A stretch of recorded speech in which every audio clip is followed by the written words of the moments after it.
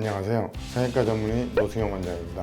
오늘 제가 카메라 앞에 서게 된 것은 요즘 우리나라 성형 관련해서 사회적인 좀 큰 변화가 생겼어요. 가슴 성형과 관련해서 보형물 제거 환자분들이 급증하고 있어요. 지금으로부터 한 꽤 오래전에 20년 이상 전에 한국계 여성분께서 좀 매력적이시다 보니 미국의 유명한 메인 모델이 되신 적이 있어요. 근데 이제 그분이 사실상은 이제 가슴 확대 수술을 한 건데 어찌되건 뭐 최종적인 바디핏이 좋아가지고 굉장히 유명세를 타신 적이 있었어요. 그래서 이제 그러한 사회 현상으로 인해서 우리나라에서도 굉장히 폭발적으로 보형물을 활용한 가슴 확대술이 굉장히 증가하게 됐죠. 그래서 이제 그런 수술을 받으신 분이 많게 됐는데, 이제 이분들이 이제 나이가 드셨잖아요. 근데 유방암 이제 검사도 자주 하게 되는데, 문제는 과거에 했던 보형물 때문에 유방암 검진 같은 게 잘 되지가 않죠. 하시면서 검사하기가 힘든 그런 상태가 됐기 때문에, 그래서 이제 또 가슴 보형물 제거에 대해서 문의를 하시는 분들이 이제 많이 증가하게 됐습니다. 어찌됐건 이제 가슴 확대술을 해서 어느 정도 만족하고 사셨는데, 제거하고 나면 이제 조금 실망스러운 부분이 있잖아요. 그래서 오늘 제가 드리고 싶은 얘기는 제거와 그런 어떤 실망스러운 부분들을 보완할 수 있는 안전한 방법을 알려드리고자 이렇게 영상 촬영에 임하게 됐습니다. 가슴 확대술을 했을 때는 가슴 피부가 이렇게 확장된 상태잖아요. 거기서 보형물을 제거를 하게 되면 모양적으로 굉장히 안 좋아지겠죠. 약간 바람 빠진 그런 풍선 같은 느낌이 되니까 여성적인 매력도가 확 떨어지게 되죠. 아무리 나이가 들어도 암 검사도 중요하지만 자신의 매력도가 확 떨어진다면 단순한 그런 암 검사를 위해서 가슴 보형물 제거에 대해서 굉장히 꺼려지게 되고 원치 않게 되고 주저하게 되지 않겠습니까? 저도 성형외과 전문의로서 좀 고민을 했었죠. 단순히 제거만 할 것인가. 보통 또 제거를 하게 되면 또 한 가지 문제점이 뭐가 생기냐면 가슴이 처져요. 부피가 감소하면서 흘러내리는 처지는 현상까지 생기기 때문에 미용 쪽으로는 굉장히 좀 안 좋은 결과를 초래하죠. 그래서 그런 부분들이 오히려 여성들에게 어떤 자신감도 잃게 되고, 아무리 나이가 들었다 하더라도 이제 그런 몸매 이런 걸 보기 때문에 그런 의상 선택에도 여러 가지 문제점이 생기고 이제 다 바꿔야 되잖아요. 그래서 이런 부분들을 보완하기 위해서 안전하면서도 부담 없고 그리고 편리하게 보완할 수 있는 방법에 대해서 이제 제가 고안을 하게 된 거죠.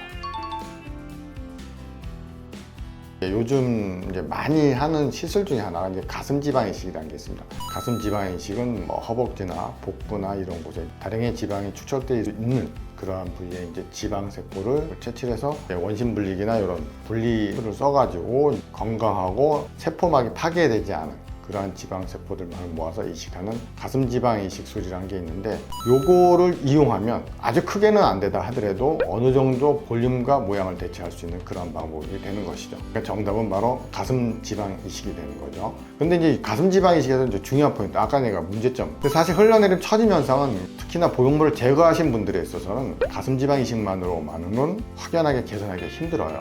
그래서 어쨌든 이제 보형물을 제거하게 되면 조금 이제 절개를 하게 되는데, 유륜 절개를 하든 밑선 절개를 하든 뭐 절개를 하게 되는데, 그런 절개창을 이용해서 처진 가슴을 살짝 거상을 해주는 거죠. 안쪽에서 아주 어떤 그 가슴 수술을 많이 해보신 분들은 해부학적 구조를 잘 이해하기 때문에 누구나 하실 수 있을 것이고 그런 좋은 방법인데, 그렇게 처진 가슴을 이제 유두유륜 복합체를 활용해서 위치를 살짝 처지지 않는 정상적인 범죄에 가까운 위치로 고정을 시켜주는 그런 거상술을 시행하면서 동시에 가슴 지방 이식을 하게 되면 미용 쪽으로도 좋은 결과를 얻을 수 있고, 두 번째는 유방암 검사하는 데서도 별다른 문제가 없게 되는 것이죠.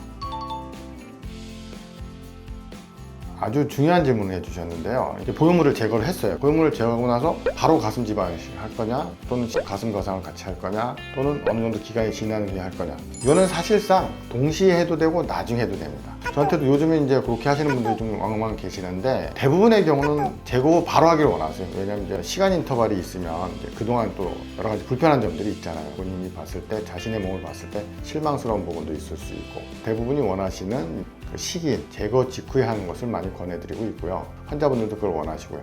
때에 따라서는 검사한 이후에 하겠다 하시는 분들도 계세요. 그래서 그런 분들은 제거 후에 검사하시고, 검사가 끝난 이후에 이제 적정한 시간을 잘 잡아서 하시는 경우도 있는데, 어느 쪽이든 환자분들 원하시는 대로 스케줄을 맞춰드릴 수 있는 그런 장점도 있죠.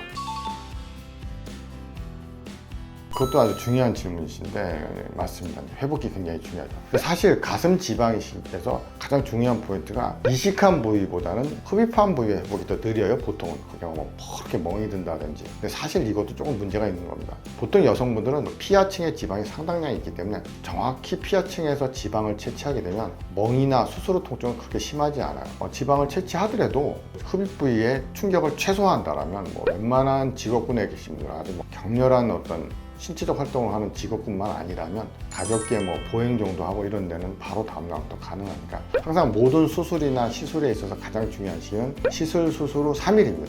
3일 동안은 좀 출혈이나 이런 게 발생할 확률이 높기 때문에 또는 감염이나 그런 부작용, 통상적인 부작용이 생길 확률이 높은 기간이기 때문에 그 기간에는 뭐 가급적이면 야외 활동도 좀 자제해 주시고 과격한 움직임이나 운동 같은 건 좀 자제해 주시면 되죠.